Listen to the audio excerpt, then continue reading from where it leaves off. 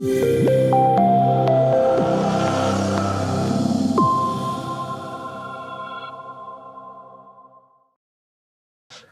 my name is Lorne Brown. Welcome to healthyseminars.com. I'm your founder and host today. I'm also clinical director of AcuBalance Wellness Center in Vancouver. And I want to do a little housekeeping before we start our lecture for today.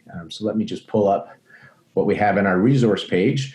Today, we're going to be having Jonathan Shubs present to us. And it's the UAT, the Unified Acupuncture Therapy application of the Ching Balance Method and Saam Acupuncture for the period of COVID-19. What I want to let you know is on healthyseminars.com/resources, we keep adding and updating this page. So we have now added, so you can see we got telehealth, free topical webinars. We've now added a section called TCM Knowledge in COVID-19 discussions, different from classical Chinese herbal principles and action in response to COVID-19. So the herbal stuff, for the most part, will show up here, Chinese herbal, and then just TCM and naturopathic knowledge will show up here. And so when we click here, I just want to let you know several webinars have been added. So here's today. We got coming up with Ed Neal, the Neijing perspective on epidemic and pandemic diseases. We have a talk from the microbiome people, the megaspore probiotic people, talking about the cytokine storm and inflammation. And we also have Heiner Fruhoff, which this would fall into herbal as well, but Chinese medicine response to COVID-19, a summary of treatment approaches used in China. So we keep adding stuff to the resource page. So please keep checking out the resource. We keep updating it. When you scroll down, you can see a list. We usually put about a week ahead. So you can see just all the fun stuff that is coming up. This week we got Jonathan right now. We got a classical herbal class on Thursday. We got a throwback Thursday with the late Ray Rubio. You need to come to this. This one will open your heart in a good way. And then the Integrated Fertility Symposium that was canceled. We are streaming live webinars from a few lectures that were planned for IFS 2020 that got canceled. So they're now streaming. On Friday, we got the founder of Bastyr, Joseph Berzano, talking about the 9-week fertility detox program. We got Jacqueline Chassey on Saturday doing a functional medicine naturopathic approach for fertility. We got Randine Lewis on the Sunday doing the 3 Dan Qian. So this is a really kind of a self-care approach talk. And then the following week, down on the April 26th, the last one from the IFS will be Robin Murphy, a naturopathic approach, again, looking at genetics. So I just want to let you know about that. Also, I want to let you know that Jonathan Shubs has got a lot of content on healthy seminars, and all of his courses are available on demand, approved for continuing education credits. And during the month of April 2020, they are on sale at 25% off with the coupon code HEALTHY25. So this is his approach of the balance and Saam method and his modification. So all these talk about his approach. So you can see one on anxiety and insomnia. That's relevant now more than ever. This one we just released this week. So if you've been doing Jonathan's courses, they just released this one. Clinical occupations of Saam, 4 needles, and the 5 elements using abdominal palpation. And then we got other elements using this approach, and then thoracic outlet. It's just thoracic and facial problems. So I just want to let you know that we got a lot of stuff from Jonathan on healthy seminars. All right. Jonathan's running study groups. He's somewhere in Europe. It's like really late for him. He's always teaching. He's always around. And when I spoke to Jonathan, what we're doing at Healthy is creating community, right? So we want you to be together here. We keep the recordings up for 48 hours because we want you here at the live webinar. So community, unity, immunity. So thank you guys for showing up. We know for time zones it doesn't always work, so we keep it up for 48 hours because, again, we don't want this to sit on your shelf forever because that's what free stuff often does. So we give you 48 hours to really motivate you to watch it because you got 48 hours. And we don't really want you to do it in isolation. These days, we want you to do it with us. One thing I wanted to be clear, and I talked to my team when because of it's COVID time in our world at the time of the recording, we wanted to make sure this was more about treating based on Chinese medicine principles. So we're not treating a disease. That's not our approach. We're treating the individual and how they present, whether they have X, Y, Z, or ABC, because that's kind of the Chinese medicine approach. And so when I asked Jonathan to join us, I said, as long as that's how you're teaching it, based treating the individual, then I'm interested to share principles that we can use for our family. Because right now, most of you are in isolation, not seeing patients. So what he's going to share today is really to help you help yourself and your family members. So without any further ado, I'm going to pass you on to Jonathan. Oh, thanks for that reminder, guys. We do need to share with you the disclaimer here. So read this carefully. Verbally, what it says is that this lecture is for educational purposes only. This lecture is not medical advice. This material should not be considered medical advice. If you have a health condition, if you have a diagnosis of disease, if you have an ailment or illness, seek out a healthcare provider, because this content is for educational purposes only. If you have questions, you raise your hand digitally, and we will turn on your mic so you can have a conversation and ask your question with Jonathan. So there's a raise hand option at the bottom of your screen during this live webinar. And at the end, as you know, we'll open up our mic so we can connect with each other, because we really want to keep that community going. I think for the emails I'm receiving this has been really beneficial, not just the learning, but the connecting and seeing each other, because we are in a time of physical distancing, staying at home orders. However, we can still have social solidarity and social innovation while we're physical distancing. So, Jonathan, we're going to bring up your slides, and I'm looking forward to hearing what you have to share. Okay. Is that good? Perfect.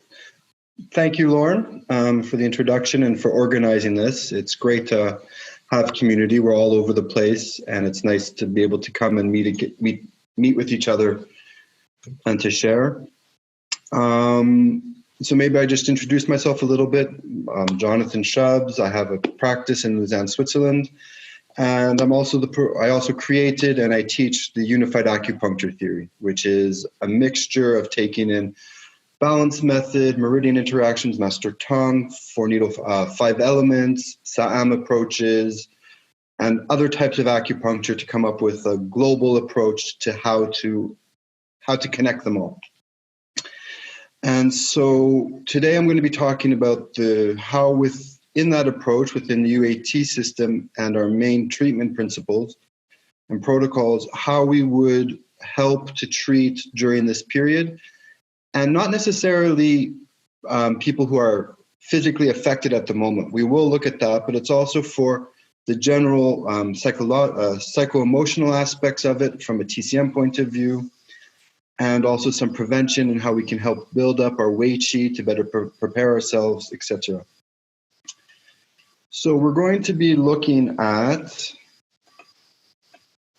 3 different key parts to it. So the first is, how can we support the Wei Qi? Here I wrote immune system, but in Chinese medicine, we're really talking about Wei Qi. So we're using either the 5-needle 4 elements approach or the I Ching Bagua approach. How can we build up the body's ability to better respond to the environment? The second part is going to be about navigating the emotional impact of this situation. It also goes forward into other situations also. So there are 2 different ways in which we work with emotions in the Saam approach. One of them is where we're going to be looking at how we're going to be tonifying some of the yang meridians and dispersing the yin meridians. I'll get more into that when we move closer to that section. And then the last part is, if you do see somebody who has an external viral attack, like a Tai Yong attack, how can we treat the patient? So this would probably be, at the moment, it would be a family member, somebody who you're in quarantine with. Or there's also we're also going to look at when somebody has finished going through a attack, either it being Tai Yong or Yong Ming or Xiao Yong, how can we help the body to reestablish itself? And once it's come out of that, how can we help the body to come back to its basic functions better? So those are going to be the 3 different aspects. And so we're going to start now with looking at how can we support the Wei Qi system. Now, the Wei Qi idea is mainly seen in the lung meridian. So the Tai Yin lung meridian is the key meridian associated with Wei Qi. So the first thing we're going to do is we're going to look at using the 4-needle 5-element approach in how we can support the lung meridian. So I'm going to talk just a little bit about what the lung meridian is, or how we do it in the Saam approach, and the way that we choose only 4 needles. So we start with our normal 5-element setup, and we go into the idea of the statement that the parent nourishes the child.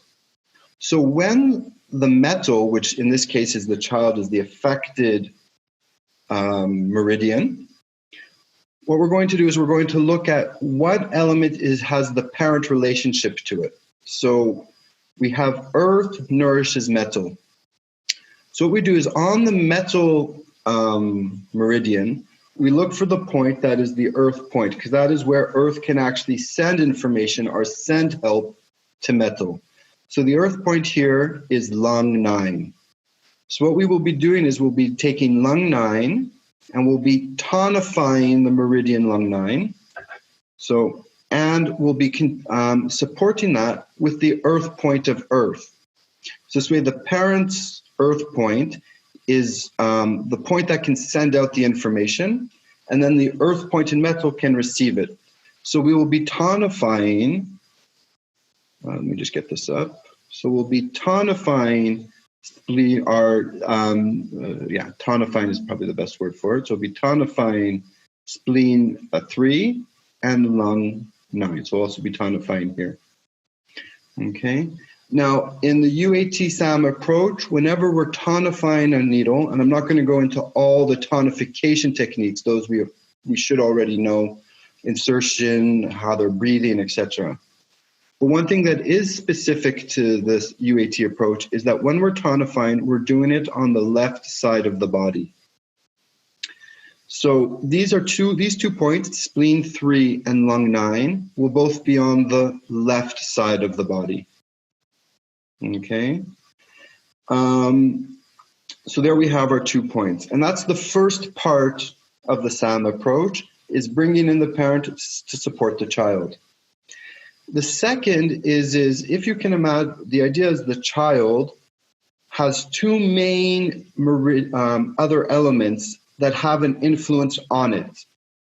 So for example, the earth has an influence on metal as being the parent, so it supports it. Whereas fire's relationship to metal is that it controls it. It's able to bend it to its will. Now, if the metal is in a weak state, we want to reduce that effect. So this is the grandparent controlling the grandchild. So the 2 points that are linked to the controlling relationship are going to be dispersed. So just like we did for the 4-needle, for the tonification aspect, for spleen to lung, we're also going to look at the element that supports metal and the element that controls metal. And the element that controls metal is fire. So we're going to look for the fire point in metal, and the fire point in metal is lung 10. And what we're going to do with this is we're going to disperse this point, and we're also going to disperse heart 8. And by doing this, what we're doing is we're sending back the excess fire chi back to fire. So we'll be dispersing our sedating, okay, lung 10, and heart 8. And in the UAT system, when we're sedating, we're doing this on the right side of the body. Now, I go into explanation of this is that the left side is more linked to blood and more linked to nourishing, and the right side is more linked to chi flow, and it's more linked to getting rid of or to letting go of excesses. So we reduce the right side, or we sedate the right side, and we tonify or supplement the left side.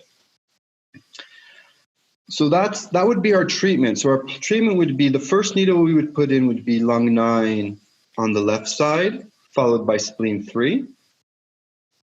And then we'd go to the right side, and we would sedate the point lung 10 and sedate the point heart 8.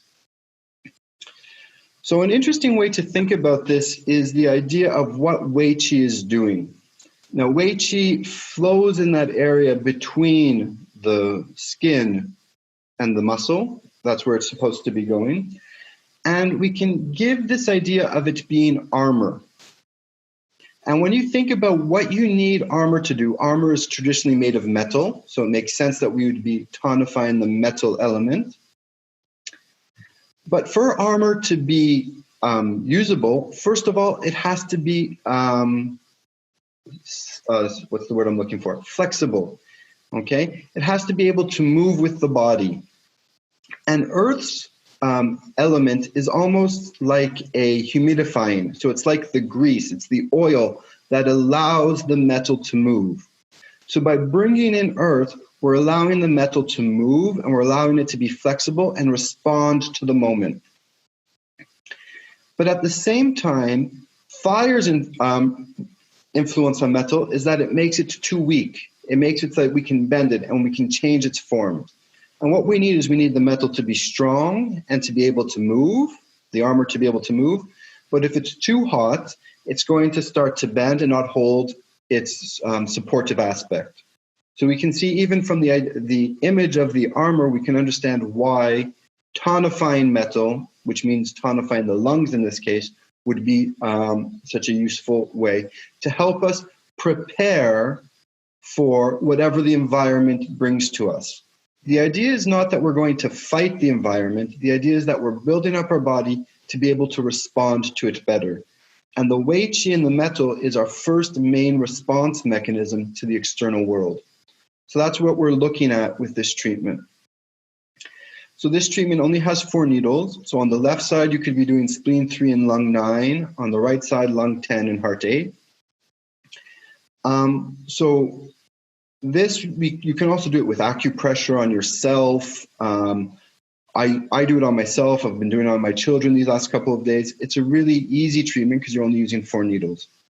And also, if there's another underlying pathology or an underlying reason to treat the person, you can add that on top of it. What's interesting about the Saam 4-needle approach is then you can add in any other system you want. You can add in auricular therapy, you can add in traditional TCM, you can add in anything else that doesn't require a specific order of which needles go on which side, which is in contrast to the I Ching Bagua we're going to see after. So this is also a good treatment when you also want to help the person better respond, and at the same time, you have other underlying problems that you're wanting to address with the patient. Okay, so that is how we would tonify from the 4-needle 5-element approach, the lungs, and through that, the Wei Qi. Okay, now the other treatment that we can use to treat the Wei Qi and to help the body better respond to the environment is a more structured approach, which comes from the I Ching Bagua system. So the I Ching Bagua system, in this case, we're going to be using the meridians of Tai Yin. So we're going to be seeing the lung and the spleen again. And the other meridian that can be very useful in this case is Yong Ming.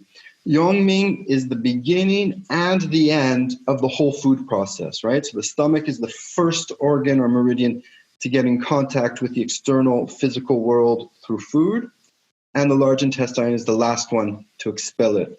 So we're also here working at this idea of being towards the exterior, or the most the part of the body that has the most reaction to the environment, the external environment. So we're going to be using Tai Yin and Tai Yong.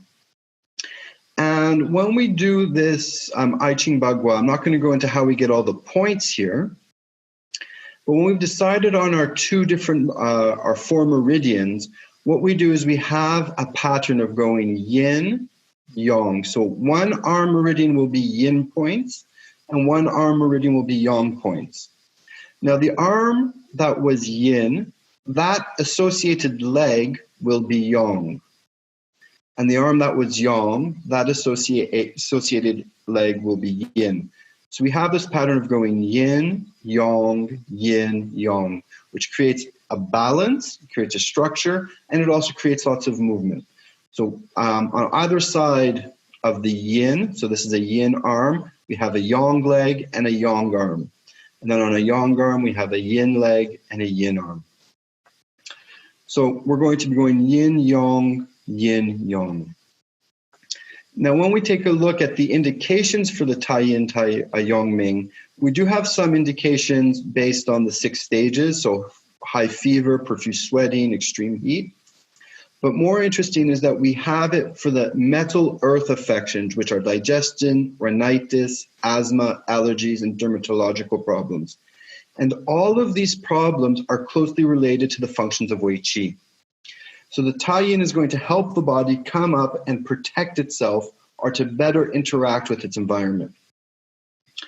So without going into too much explanation of these are the guas that are associated with each meridian and then how we interact with them, we find that the points that come out for this pattern are going to be lung 5 and lung 9 on the lung meridian, and liver, large intestine 3 and large intestine 11 on the large intestine meridian.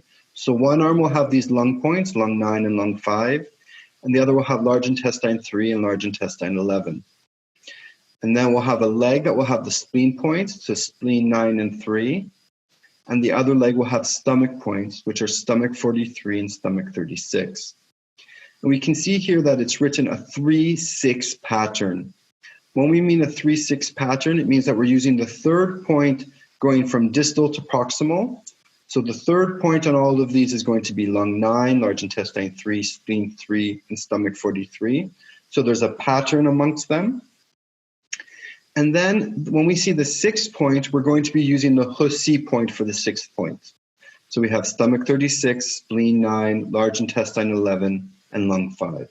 And this pattern is derived from seeing how these guas, how these hexagrams that are associated with each meridian interact with each other to give us these points.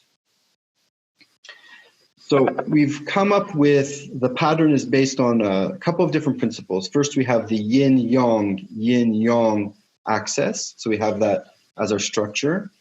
Then we look at the hexagrams to decide on our points, which gives us a 3-6 pattern. And we also have to make sure that the meridians involved interact properly with each other. And there's a couple of different patterns that allow us for the meridians to interact. And here we have this cross and box in the middle means that the lung meridian, it interacts with large intestine. So lung and large intestine are an interior-exterior relationship. From the UAT system, it's called System 1. If you study with Dr. Tan, he has a different numbering system. But this is interior-exterior System 1.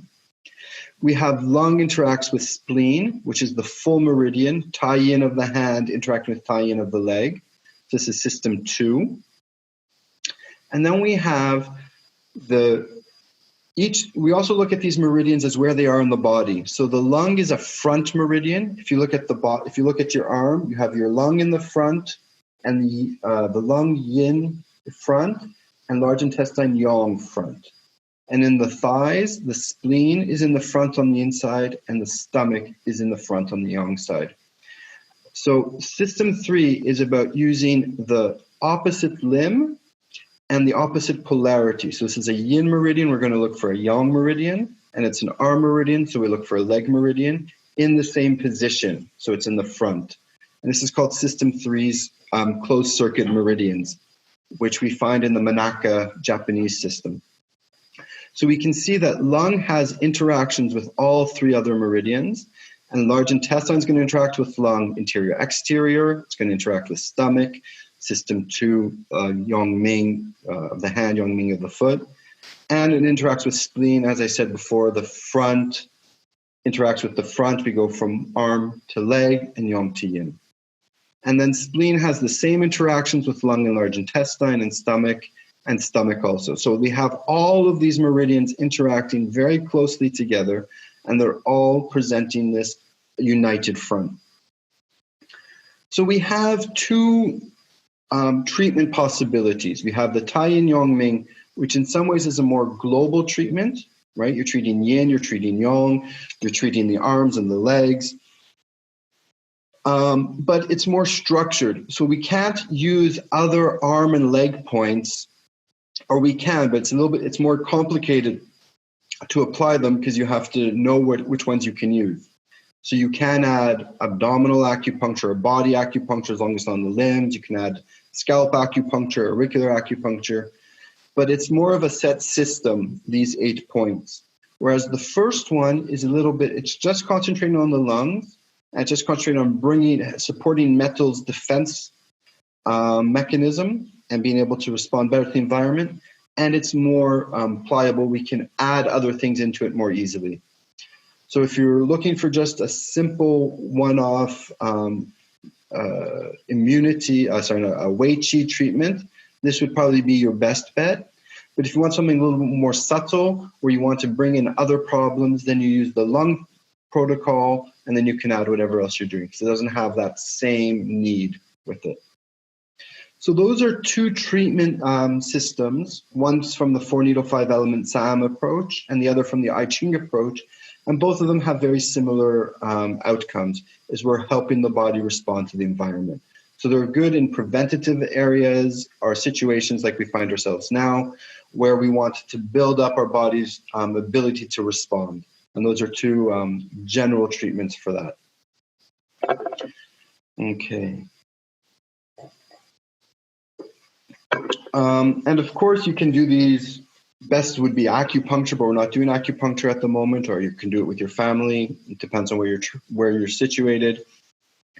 Other than that, you can also do these with acupressure. You can do them with different types of massage, etc. So you can also help your patients by giving them to this as acupressure for them to do at home if you're giving them online consultations. So the second aspect of what we wanted to look at today was more talking about what we say helping with psycho-emotional problems. And this is the psycho-emotional aspects. And well, traditionally we say, I think it's 70% of all internal problems come from emotions. That was one of the statements I remember hearing when I was learning Chinese medicine. But how do we actually interact with the emotions from a level of acupuncture? So for this, we use the 4-needle 5-element Saam approach. And before we go into it, one of the things I should explain to you is that we have a little bit of a different understanding of emotions, or we see emotions differently. We don't give an emotion a positive or a negative connotation, right? So we associate each emotion with a function. So when you have an emotion, every emotion is valid, and what it's doing is it's your body's responding to have you have a certain reaction or to have a certain function in relationship to what's happening. So we don't look at the emotion as negative. What we do is we see is when there's too much of it or not enough of the response, then we can get involved. So we look at each emotion that's associated with the 5 elements, and we look at them and say, when the person isn't responding enough to that type of stimulus, when they're not responding that way, what we want to be doing is we want to be tonifying the yang aspect of the element. Because yang is much more about movement and much more about action.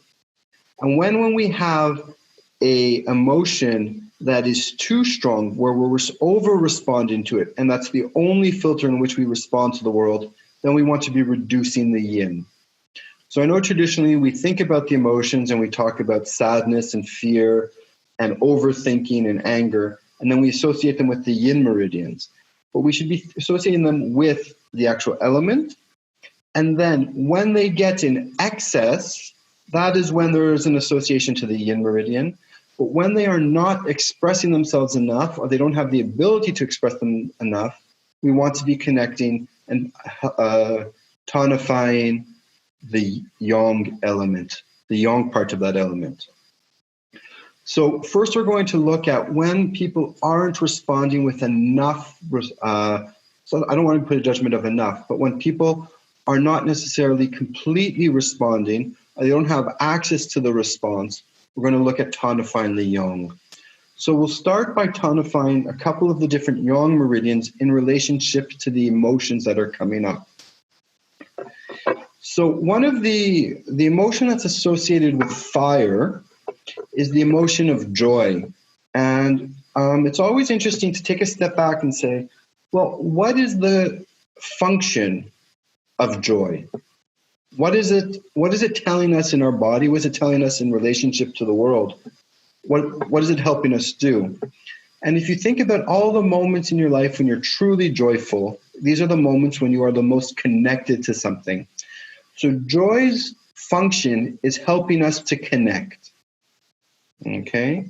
So people who are having problems connecting, which is one of the big difficulties we're having now, is how to connect not only with our social media, this is a great platform, but to get those deep connections that nourish us for who we are.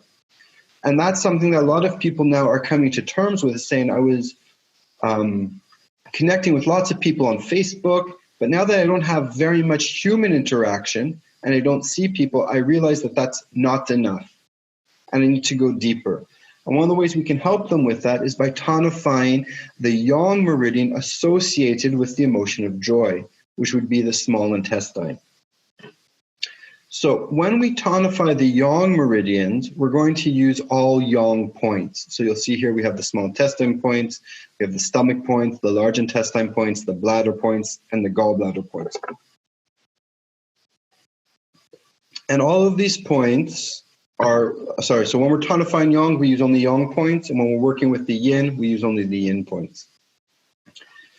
So what we want to do is we're going to use the same logic to find the points as we did with the lungs when we saw this type of pattern before.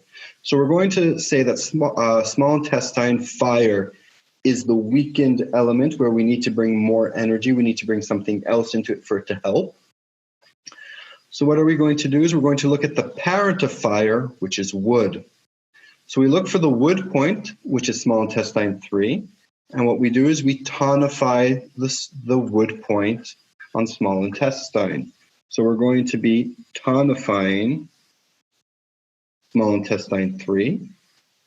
And then we're going to have the wood point of wood help the wood point in fire to get that energy towards it, to get the chi moving there. So we're going to tonify gallbladder 41.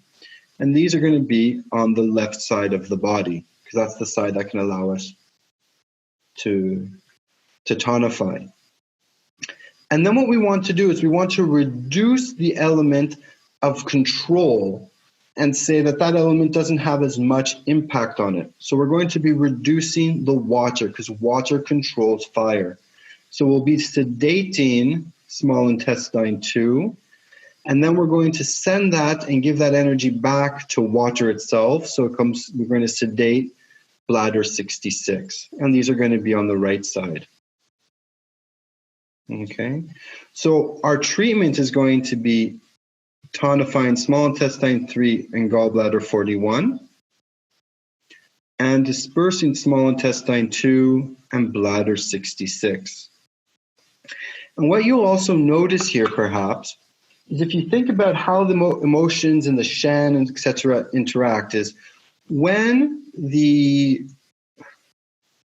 we're not feeling enough joy and we're not accessing joy, what we want is for example, an emotion that will make us move outwards and connect. And the best element that has that effect is wood. Wood has that effect of moving outwards and upwards. And it also holds the hun, which is our connection to who we were before. So we're bringing in this aspect of hun into the fire. And what we're doing is reducing water. And if you think about, we're trying to get rid of that watered down experience of life.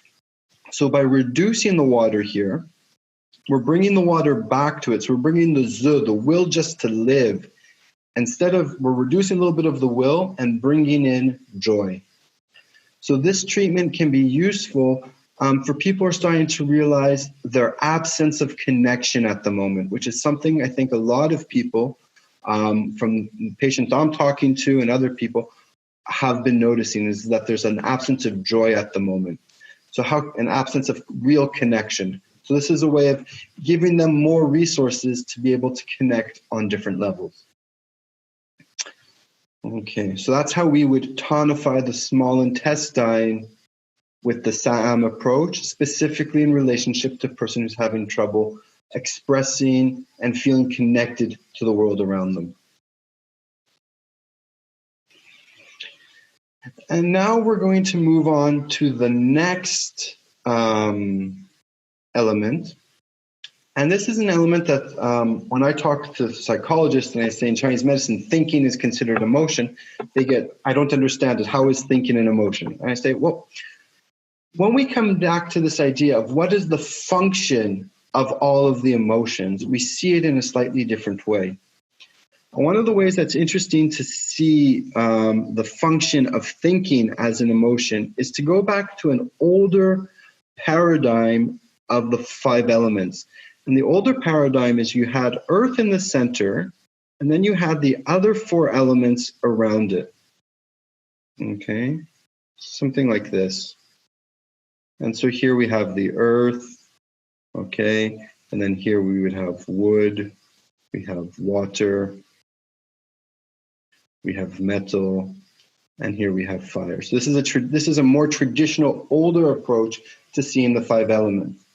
And what we see is that earth here is in the center, which means our thinking is our ability to receive the emotional information from the other elements and to digest it, to transform it into action, into a response. So this is why overthinking is we're doing that too much. We're not allowing enough feeling and we're just overanalyzing. But a lot of people go into a state of constant reaction, especially when things get too much for them. When they get overwhelmed with their emotions, they just go into react and they don't take that time to digest, to respond. And the earth element's role here is that's what it is. It's that central pillar that allows us to absorb the emotion, digest it, and then choose the response we think is most appropriate. Instead of just, I have anger, I respond with anger. I have fear, I go into fear. I have sadness, I'm just going to feel sad. Instead of saying, I feel sadness, I digest it. What am I sad about? What am I angry about? And this was especially true in probably the first week when everything was going crazy. Lots of people were just reacting. It was difficult to center ourselves or ground ourselves to be able to digest the emotions. So this is when the stomach often needs to be supported to help the body and to help us better respond to all the emotional turmoil that's going around. We can use the analogy of getting grounded is by tonifying the earth, tonifying the yang aspect of the earth. So how do we tonify earth in the Saam approach?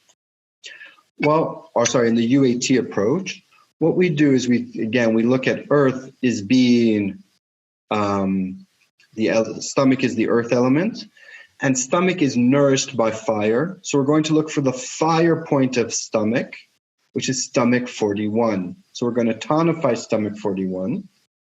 And then we're going to look for the fire point in fire and tonify that also. So we will be tonifying stomach 41 and tonifying small intestine 5. And these will both be on the left side. And that's going to bring in a little bit of fire. It's going to bring a little bit of movement, and it's going to help the earth. What happens when we bring fire into earth? It becomes solid and it becomes structurally sound. If anybody here works in clay, when you get the clay, you let it dry, it's very brittle. You put it into a hot kiln and it becomes very hard and solid and can withstand a lot. So by bringing in fire, we're giving more resistance and more resilience to the earth aspect. And what are we going to do is we're going to reduce the controlling aspect to give earth more ability to stand firm. And the element that controls earth is wood. So we're going to sedate stomach 43, which is the wood point of earth. And we're going to sedate gallbladder 41, which is the wood point of wood. And what we're doing is we're taking wood's energy and putting it back in the wood element. And then we're allowing stomach to absorb the fire to become stronger. So we'll be dispersing these 2 points on the right side. Now, what's really interesting, and maybe the idea of when we're sedating or reduce or tonifying an element in Saam, it's not so much that we're letting Qi go out of the body. It's not like we're actually reducing wood's influence on the body. What we're doing is we're taking wood was spending too much energy trying to control earth. So we're returning that energy back to wood, right? So that's why the arrow is going back this way to wood, okay? So we're reducing wood's influence on earth, which actually brings wood's energy back to itself. And when wood's energy is back to itself, when it starts to function properly, it's going to start then sending its energy to fire. And then fire will continue to send its energy to earth.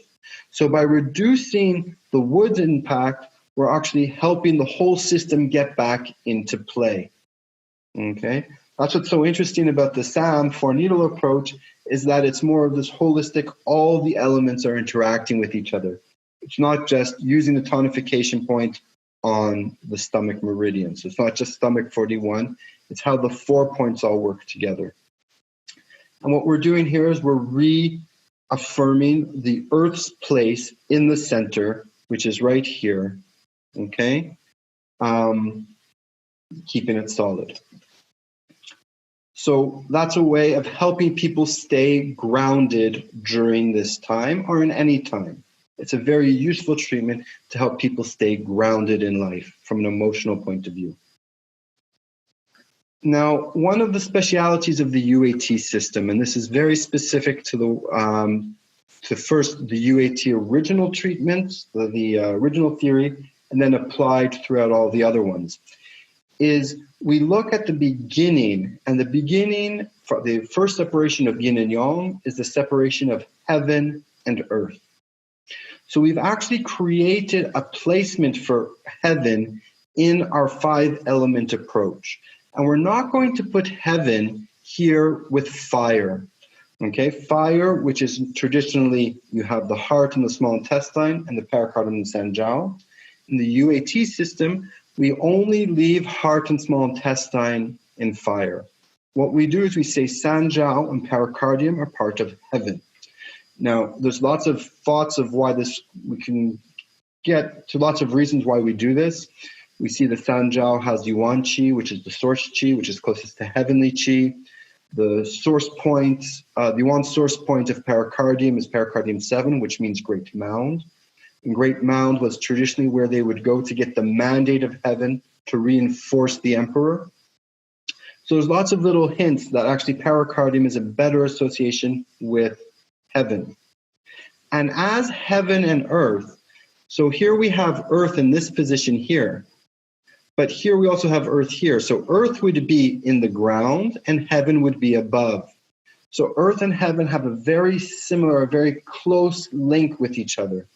So in the UAT system, we're actually going to choose that sanjiao and pericardium are heaven, and heaven uses the same placement as earth, because one is on the ground, so earth would be on the ground. Let me just see if I can get this here.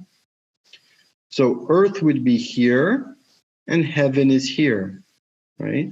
And then we as humans are in between the two of them.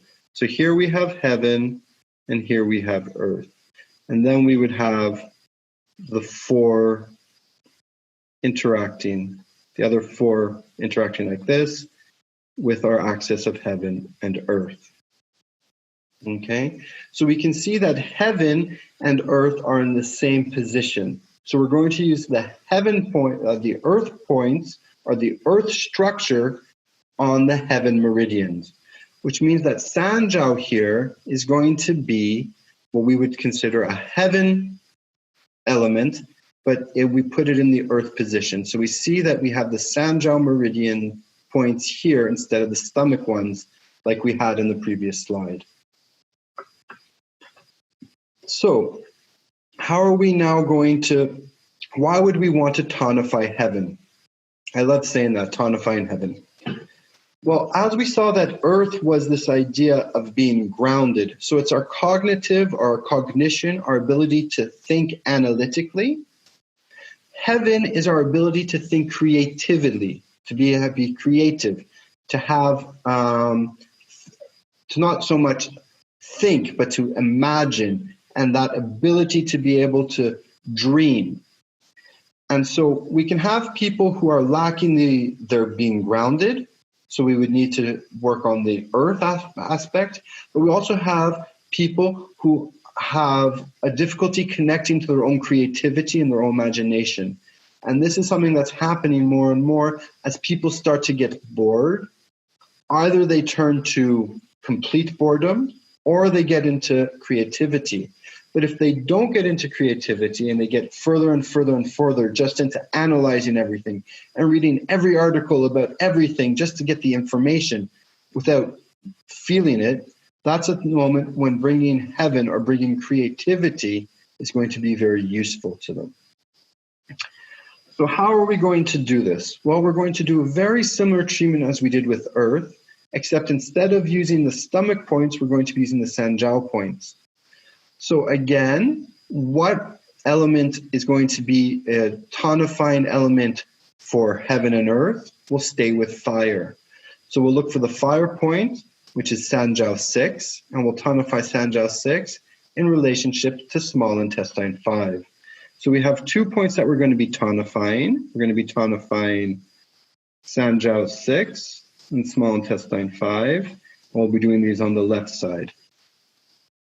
And then what we're going to be doing is we're going to start reducing the overactiveness of earth of wood on heaven. So we'll be reducing Sanjiao 3, and we'll be reducing small gallbladder 41 on the right side. So here we have our 4 points of small intestine 5 and Sanjiao 6 on the left side to help bring in that fiery aspect. For the earth, it solidifies it, and for the heaven, it allows it to expand. And then we reduce wood's aspect of being, we reduce wood's aspect to allow that to fully function properly. So we've seen that we can tonify earth and we can tonify heaven.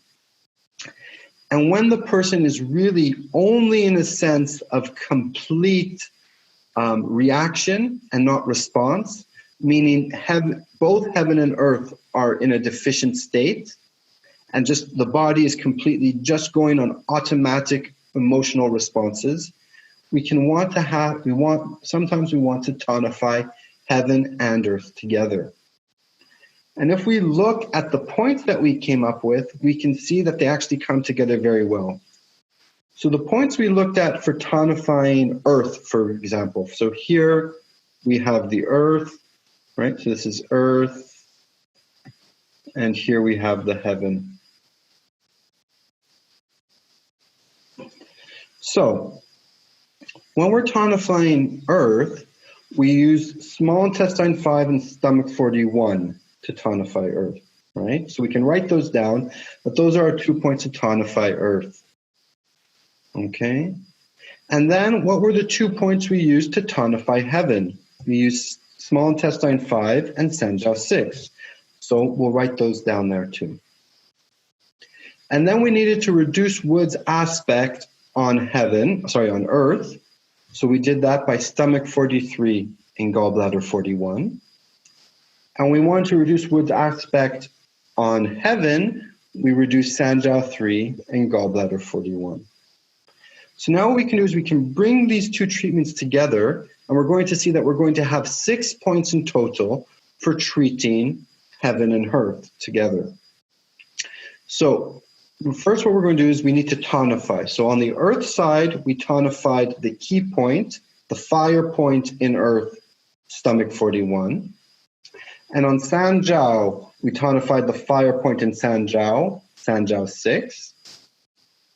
And then what we did is both of them got that energy, got that qi from the fire point of fire, small intestine 5. So we can tonify stomach 41, Sanjiao 6, and small intestine 5 all together. And then what we can do is let's look at the points to reduce wood. So you reduce the wood point of earth, stomach 43. and we reduced the wood point of heaven. Wood point of heaven, Sanjiao 3. And both of them sent that energy, sent that qi back to the wood point of wood, gallbladder 41. So we see here is that we have 3 points to disperse, and these are going to be all on the right side. And we have 3 points to tonify, and these are all going to be on the left side. Okay? And what's really interesting is when you, so this is a great way to help the person not only to be grounded, but also to be connected to above. You can think about it as you're using the Ren my one and do my one below and Ba Hui above, and helping that connection come together. So we're connecting heaven and earth. And when you go into meridian interactions, you're going to see that what you're going to be getting is that you'll also be interacting with all of the yin meridians of the body, except for the heart. So you'll also be treating here the kidneys, you'll be treating the liver, you'll be treating the spleen, you'll be treating the pericardium, and you'll be treating the lung. So by treating all five of these meridians, the only one we're not treating is the heart, which we always want to say, try not to treat the heart if you don't have to. So by tonifying heaven and earth, it's also this great tonifying of all the yin aspects of the body, which help the person to be grounded and also help the person to react in an imaginative, creative way to the world around them. So that's a specific treatment for how to help people be, more solid and creative during this time. And the last emotional state that we can find that would be in a deficiency, I don't like to say a deficient emotion, but the patient is having trouble expressing, is related to metal. And metal is related to sadness. Now, what is the function of sadness in our lives? The function of sadness is about the ability to let something go. We are sad when we lose something and we have a problem allowing it to leave us, right? The physical aspect we're holding on to. Now, there's a lot of people who don't even realize that they can let something go. They just hold on to it and hold on to it and hold on to it, the hoarder. But a lot of us are hoarders in our emotional states, but we don't even recognize it. We don't allow ourselves to feel sadness. This is not about the person who's crying all the time and overwhelmed with sadness. It's about the person who is avoiding or not allowing themselves to actually digest and allow things to leave their body. So when the person is having this problem of not even recognizing that they can let things go, they think they have to hold on to everything because who knows when they're going to need it, is what we will do is we'll tonify the large intestine, because the large intestine is the yang meridian associated with metal. And if you think about the function of the large intestine, it's to get rid, it's to allow what the body doesn't physically need, the food supply that it couldn't use, to let it go. So by allowing that to go out, it's the same thing with our emotions. So people who are, I say, emotionally constipated, tonifying the large intestine allows them to release that constipation, release and allow them to see that they can let go of their emotion, of their sadness. So the way we're going to do this is we're going to look in the metal element, and we're going to say we need to look for the nourishing element of metal, the parent element of metal, which is earth. So we're going to take the earth point of metal, which is large intestine 11, and we're going to tonify that with the earth point of earth. So we're tonifying large intestine 11 and stomach 36. And these are both going to be on the left side. And then what we'll do is, now that we're bringing in this movement to allow the body to start to let go and to realize it can let go, we're going to get rid of the part that's going to keep it hot, which is not allowing it to let go at all. which is reducing the liquidity or what it needs to slide. That's how I like to think about it. You know, when the large intestine gets too dry, the stool can't leave. And part of that is that there's too much fire. So we're going to be reducing a little bit of the fire. And it's the same thing with the emotions. So we're going to look for the fire point in metal, which is large intestine 5. And this is going to be sedated. And we're going to look for the fire point in fire, which is small intestine 5. And this is also going to be sedated. And we're going to then put them on the right side because we are sedating them. So our treatment is going to be large intestine 11 and stomach 36 on the left side with a tonification of the needles, and sedation on the right side of large intestine 5 and small intestine 5. And when you think about the functions of the elements around this, if you have a blocked emotion, you're not letting something go. If something is blocked, right, like an old thing is blocked here, sometimes what you need to do is you need to put a little bit of oil inside of it, right? You need to put a little bit of grease. Earth's function is that idea of humidity, is grease. So by putting in the grease, you're going to allow something to be relaxed so it can start to move. And by removing the heat, you're going to be removing the friction, because friction is a result of heat. So by removing the heat, you're removing the friction to allow it to leave better. Okay, so that's this is not just now. This is one of the treatments I use really often in the clinic, because it really does help the patient let go. And a lot of our patients have a lot of problems letting go of what they've been accumulating. And at the moment, they're even accumulating more. So this is even more important now, but it's important all the time. Okay.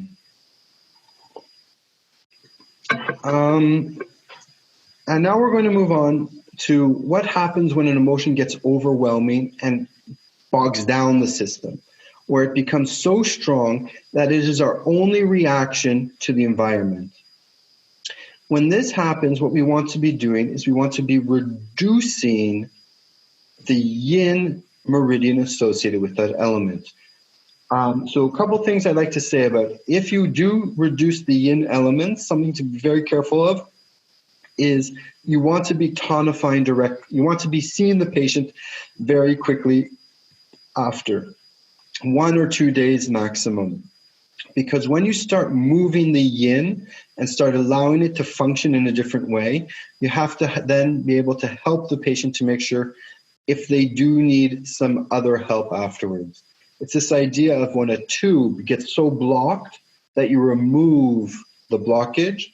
Well, there's going to be a lot of other things that have been happening because of that blockage that you need to look at. And often, once you remove the blockage or you help let the meridian express itself and not be so controlled, then we need to often tonify something else to give it some more energy.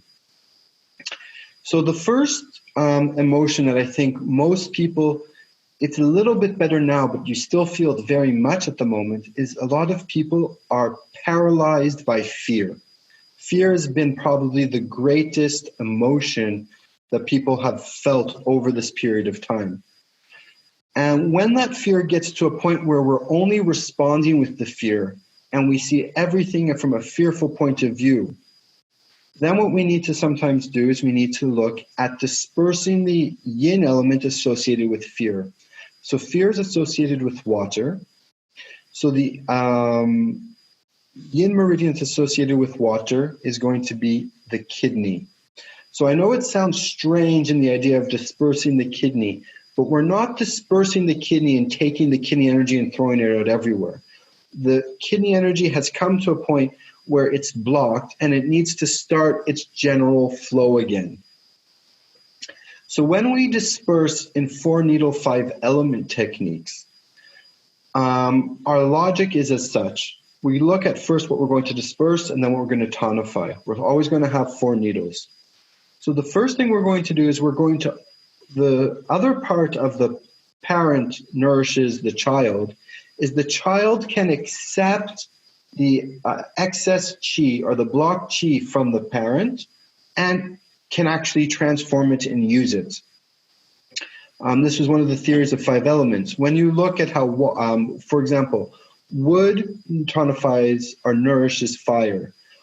If you put a lot of wood on fire, the fire can burn it and still use it. However, if you put a lot of wood in earth, put too many trees, it absorbs all the nutrients from the soil becomes barren. If you put too much wood over metal, it's going to rust it and break it down. If you put too much wood in water, it's going to create a dam. The only element that can absorb all of that wood is fire. So the only element that can absorb really all of water is wood. If you put too much water on fire, you put it out. If you put too much water on earth, you wash it away. If you put too much water in metal, you also get it to start to rust and it starts to decay. If you put too much water into wood, the wood has the ability to absorb it and to transform it and get its nutrients. So when we have this excess, we're going to look for the wood point of water to help let that fear go somewhere where it can actually be used and transformed into a useful qi in the body. So we're going to look for the wood point of water, which is kidney 1. And wood point of water is then going to look for the wood point of wood to help absorb where the water is sending it. So we're going to use kidney 1 and liver 1 on the left side in a tonification sense. Sorry, my mistake. It's going to be on the right side, and we're going to disperse them. We're going to sedate them. And then we're going to say is, okay, so kidney's fear element has started to go towards wood. And now we need to remind kidney of its proper function, of how it's supposed to be able to feel fear, but it doesn't have to always react to the fear. And to do that, we need to bring in that cognitive aspect of being able to discern what is happening with fear. So what is the element that controls water and also has this cognitive area? Is earth, right? We saw before that earth is the central pivot. So we're bringing in the central pivot into kidney. So what we're going to do is we're going to look for the earth point of kidney, and we're going to use that with the earth point of earth. So kidney 3 and spleen 3, and we're going to tonify this relationship on the left side. Okay, so we're going to be tonifying kidney 3 and spleen 3 on the left side and dispersing kidney 1 and liver 1 on the right side. And it's also important here to recognize is that kidney 3 and spleen 3 are both yuan source points. So you're bringing in that heavenly aspect of heaven through kidney 3 and spleen 3 into setting kidney back to its proper place. And you're allowing that excess fear that was there to go into wood, to go into the protective aspect, which we'll see after with wood. I saw that somebody raised their hand. Sandro, should I stop or should I answer that or should I continue first? Oh, Jonathan, you can continue. Yeah, we'll look at the questions and then we'll come back to all the questions. At the end, okay. yeah. Okay, perfect. So, as I was saying there, now the idea of dispersing kidney, I know it's sacrilegious to a lot of TCM practitioners, but we're not dispersing the organ function. What we're doing is we're allowing for a stagnant movement along the meridian and the emotional pathway that's associated with water to start moving again. So you don't think about you're depleting the kidney itself. What we're doing is we're actually helping the kidney function better by getting rid of a little bit of stagnation. It's similar to peeling off, you have, what's the best way to think about it is, sometimes you have to get rid of a blood clot for the blood to flow, right? So by getting rid of the blood clot on the kidney channel, you're allowing the qi to start flowing better throughout kidney and for that fear not to be so overpowering. Okay, so, but as I said, when we do this, because it's starting to flow again, we have to be very aware to come in right away after. So that's one treatment. Now, I've used this sometimes in the clinic. One of the times I notice it the most is after somebody has come out of a life-threatening problem. A patient, for example, after they've come through a kidney cancer type treatment where they've had the cancer removed, they've gone through chemotherapy, they've gone through radiotherapy, and they're out of it, it can take them time to go from I'm no longer in danger and seeing everything as danger into restarting to build up their lives. So they can be stuck in danger is my only response to the world. And when danger is your only response to the world, that is when this fear starts to build up. So that's why we would sometimes need to reduce the kidney. And that's something that I think coming out of this, when you start seeing your patients back in your clinic, you're going to see a lot of them are going to need help getting out of that fear place. Okay, and another emotion that can be quite complicated at the moment, quite static, and this is the last one we'll look at before we look into treatments for how we would respond to COVID, is looking at anger. So anger's function, and this is important, anger does have a healthy function in the body. When we think of anger, we think of wood. When we think of the wood, we think of the general, we think of the military.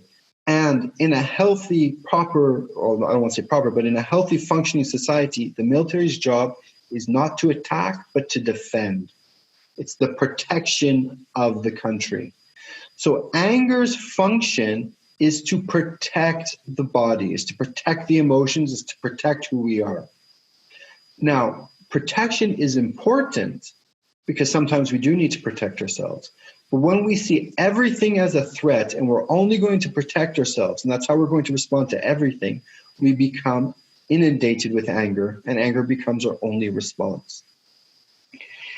Now, at the moment, people are thinking about, I need to protect myself, I need to protect my family. People are, everybody's wearing masks and we're disinfecting, and everything is about protection, protecting everybody, which can be useful. And I'm not saying we shouldn't be protecting people, but when that seeps into our ways of responding to the world around us, as everything has to be protected and we can't take any risks, we go into a state of overprotection or being too angry. So how can we do this? We can reduce the amount of anger, or we can help wood let go of that accumulated qi and start seeing where it can go better. So as I mentioned before, when you have piles and piles and piles and piles of wood, the only element that can absorb them is fire. Fire can turn them into something useful, right? Too much wood, we saw what happened with earth, same thing with metal, same thing with water. But fire can absorb it. So we're going to start by sedating and taking the wood excess and moving it towards fire. And when we're moving away from an affected element, wood is the affected element here. When we move away from it, we use the sedation technique. So we'll look for the fire point in wood as the point that wood can start sending its excess out. So we're going to start by dispersing liver 2. And then it's going to send that excess towards the fire itself. And then we send it to the fire point of fire. So we'll disperse heart 8. And we'll be doing this on the right side. So we'll be sedating or dispersing liver 2 and heart 8 on the right side to actually start getting rid of this excess, or moving this excess amount of wood that we've accumulated, this excess anger, this excess need to protect ourselves, towards Shen, towards fire, towards joy. Joy can turn protection into something beautiful. Fire can turn wood into smoke and ash and everything that it transforms, right? Fire has this transforming effect. So that's why we're moving it towards fire. And then we also need to remind wood how to best respond to its environment. And to do that, we're going to bring in the grandparent, or the controlling aspect. And what do we do when we have bamboo's growth that's going too strong? Before we can send it to the fire, we have to cut it down. And what do we use to cut it? We use metal. So the metal's impact on wood helps contain it and helps show the wood when it is appropriate to respond with anger and when it is appropriate to let anger and we don't need to protect ourselves and we use something else. So to do this, we look for the metal point in wood, which is liver 4, and we tonify liver 4. And what we do is we look for the metal point in metal, which is lung 8, and we tonify lung 8. And we do this on the left side. And what we're doing is we're bringing in metal's impact. We're bringing in a little bit of letting go, right? We saw before that metals, the sadness function is to let go. So bringing a little bit of sadness, just to remind wood that we don't always need to protect ourselves. We can also just let things go. And we take the excess and we move it towards fire. We transform it into joy, transform our protection into connection. Because when we're always protecting ourselves, it's very difficult to connect to something else.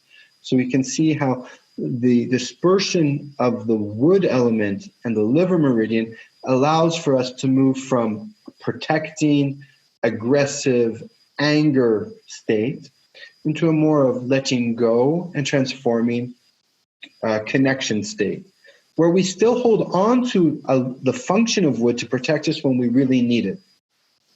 But we're helping ourselves understand when we really need it and when it's actually just an automatic reaction and we're not really protecting who we are. We're doing it because it's the way we think we should be doing it. And this helps us bring us back to that equilibrium, which is something that we're seeing more and more. I was reading documents the other day, is that domestic violence has gone up by over 100% during this period. Because a lot of people are in the state of constant aggressiveness. I need to protect everything about me. And if I can't protect myself, everything else is coming towards me. So now I'm going to act aggressively to all the people around me because I don't have the ability to let go. So I need to bring in the metal and I can't transform it into connection. So this is a really useful treatment for excess anger. Okay. And then, of course, you can get the liver qi stagnation and all of the signs that go with it in traditional TCM. So that was a little bit about how we can interact with some of the emotional states that are either going on now with ourselves, our family members, also from a clinical point of view, coming out of this, how you can help your patients to just really realign themselves with what we're doing, with the situation, and working through all the emotional aspects. So for example, when I disperse wood in the clinic or when I disperse water, often the patient on the table will automatically start to feel a different emotion. So sometimes they'll become in very angry, but in the middle of the treatment, they'll start laughing or crying, or they'll even have a little bit of am I okay? Is it danger? They'll have something else come in to start balancing themselves out. So our goal is not to get rid of the emotions. Our goal is to help the emotions move in a fluid and consistent way. So we can have that either from a point where the patient or the person isn't at all able to access that movement. So we need to tonify the yang. And we saw that we can tonify, for example, connection to the small intestine, the cognitive ability to digest emotions through the stomach, the imaginative and creative ability through the heaven and sanjiao, or put them together, to allow people to see that it's okay to let go through large intestine. And here we looked at when somebody is full of fear, how we can help them move a little bit away from the fear. And when somebody is full of anger with the wood, how they can move a little bit away from being only related to anger. And so that brings us to the last portion of the course for today, which is probably what most of us are thinking about. So how do we treat patients who have a Tai-Yang invasion and then the recovery? So Tai-Yang is probably the first level of most viral infections. One thing I would like to remind you is that, of course, this, at the moment, we're not in the clinic, so we shouldn't be using it in a clinical setting at the moment, unless you're working in a hospital setting. And second of all, we're taking this from a TCM point of view. So we're not treating any particular viral infection. We're treating the idea of viral infections in TCM. And the first level of that is the Tai Yin, Tai Yang approach. So this is linked to the Tai Yang stage in the 6 stages. So we have fever, aversion to cold, stiff neck, sweating, shortness of breath. So we see that this is very similar to what is happening now, but it's not necessary. This is a treatment that's been going on for thousands of years. So it's not specific to this, but this is how we would be treating it now. So how we would treat somebody with a Tai Yang affection. Well, when we think about the levels of meridians in the UAT system and also in the French energetic system, we look at them a little bit differently. We go from the Yang levels above and the Yin levels below. But then what we do is we look at the amount of sunlight that each meridian gets, and we say the most amount is on the top, the medium is in the middle, and the least is on the bottom. So the levels go from Tai Yang to Yang Ming to Xiao Yang. And then we go to the Yin, the Tai Yin, the Shui Yin, and the Xiao Yin being the lowest. So here we have the highest level of Yin and the highest level of Yang. Okay, the most amount of sunlight on the Yin meridians, which is the Tai Yang, that's the bladder and that's the small intestine, and the most amount of sunlight on the Yin meridians, the the lung and the spleen, Tai Yin. So we're going to take these 4 meridians and we're going to create an I Ching Bagua treatment out of it. So we're going to follow the same logic that we did at the beginning when we saw the Tai Yin Yang Ming to help us better defend the Wei Qi. Here we're going to see that we're going to be using Tai Yin Yang Ming. So we're going to put our Tai Yin meridians. So we have lung and spleen. So we're going to put them opposite. So if this is going to be the right arm, the spleen is going to be on the left leg. Okay, of course I can inverse them and put the lung here and the spleen here. So we have lung and spleen, so we have the Tai Yin. And then we're going to put the Tai Yang, small intestine and bladder. So our 4 meridians are lung, small intestine, spleen, and bladder. So we can see here, if we look down here where I've actually put out the points for you, first of all, we can see that lung interacts with bladder. This is through a system of midday, midnight, and also Tai Yin, Tai Yang, right? So the exposure to sunlight. So for me, that would be system 5 in the UAT system, midday, midnight, and system 6, exposure to sunlight. Small intestine interacts with spleen in the same relationship between Tai Yin and Tai Yang, exposure to sunlight. And lung and spleen interact with the full meridians, Tai Yin of the arm with Tai Yin of the hand, of the leg, and bladder and small intestine from the Tai Yin, Tai Yang of the arm to Tai Yang of the leg. So we have a structure. We have the yin-yang structure. We have the meridian interactions, which create a strong structure for them to interact with. And when we do the I Ching Bagua analysis, we come to see that we have what's called a 1-4 pattern.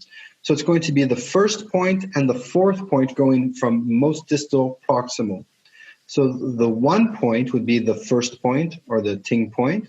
So bladder 67, spleen 1, small intestine 1, and lung 11. And then we have the Jing River point, or the 4th point. It's not always the Jing River point. It can also be the Luo point and sometimes be one source point. So we have bladder 64, spleen 4, small intestine 4, and lung 8. Okay, so there we have 1-4 pattern. So again here, we're only using points at the wrists and the arms, and the leg and the feet, and just in the feet. So we have lung 11 and lung 8 on one arm, and then on the opposite arm we'd use the yin, the yang, small intestine 1 and small intestine 4. The arm where we had the yang, we'll put the yin on the same side, so we'd have spleen 1 and spleen 4. And then on the opposite leg, we'd put bladder 67 and bladder 64.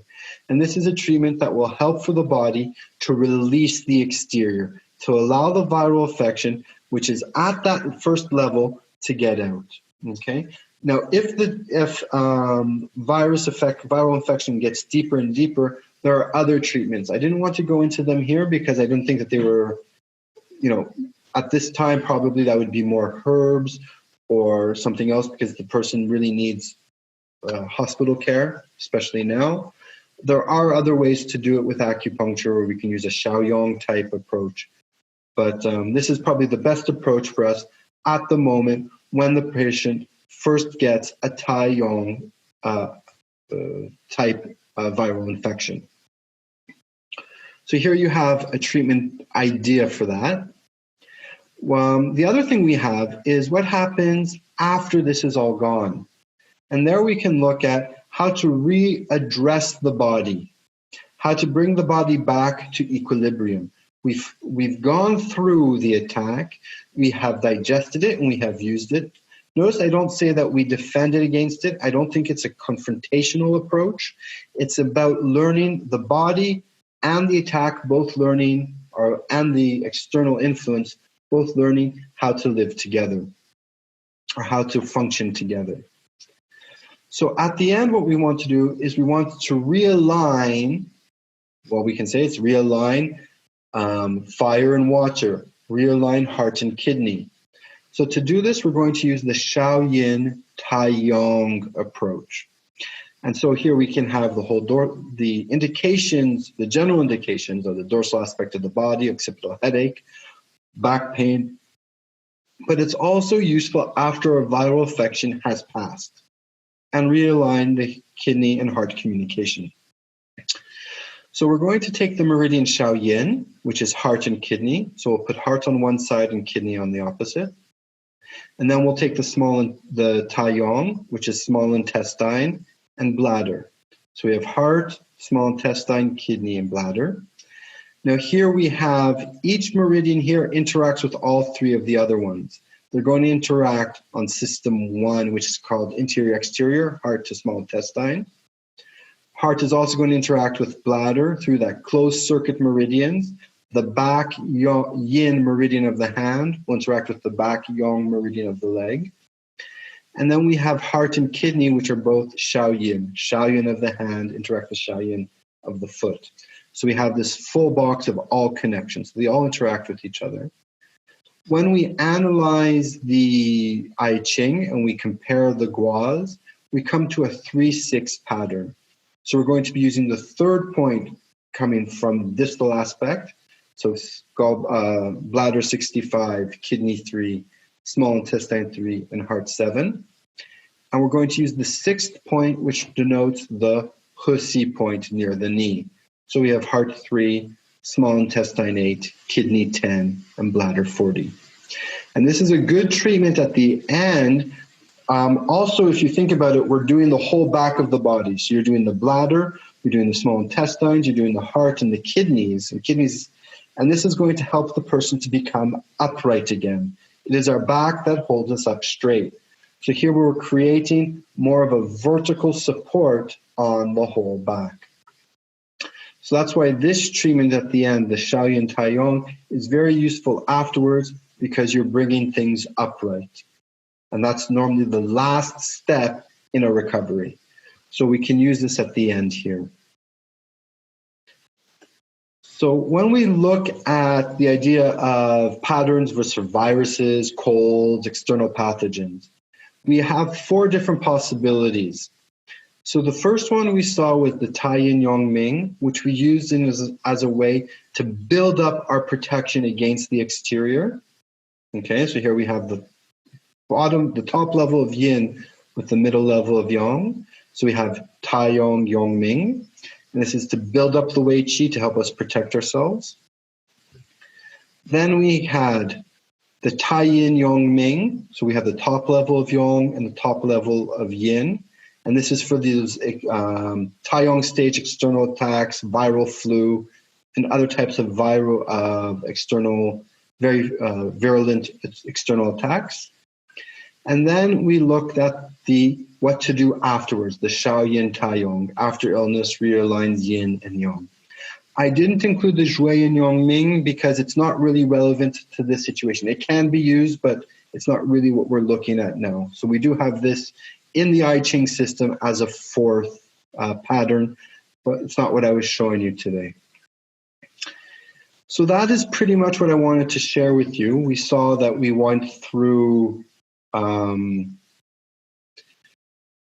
how to build up the Wei Qi, or how to help us respond to the environment, all the different emotional problems, our emotional imbalances and how we can either support the body in tonifying yin meridians or dispersing tonifying yang meridians or dispersing yin meridians, and then a treatment when a patient is confronting with a Tai Yang type attack, and how to help them afterwards using Tai Yin.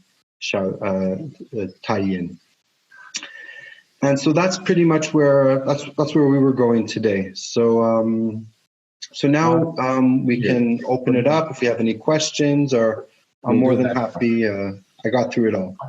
Perfect. Thank you, Jonathan. Thank you very much. So we're going to start going to the handheld. Raise your hand in the digital again, guys, just to remind you to do that. Jonathan has several lectures on healthy seminars that are on sale during the isolation lockdown. Use coupon code HEALTHY25. Just want to remind you for that. And if you like this style of acupuncture.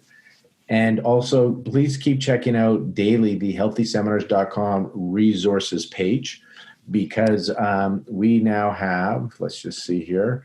I'm going to put up the resource page. Do you want me to stop sharing my screen? Perfect. So go to Healthy Seminars resource page. We're always adding stuff. I just want to let you know that as of this recording, we have another 11 work in process that's going to be listed in the next 48 hours. Okay, so keep checking. If you're looking for this kind of valuable content, we're always adding what we consider valuable content. And I want to send my gratitude also to Jonathan and to Lorianne and Sandro, who work endless hours behind the scenes so we can keep bringing you this content. So thank you to the team. And thank you guys for showing up to create that community, which turns into unity and immunity.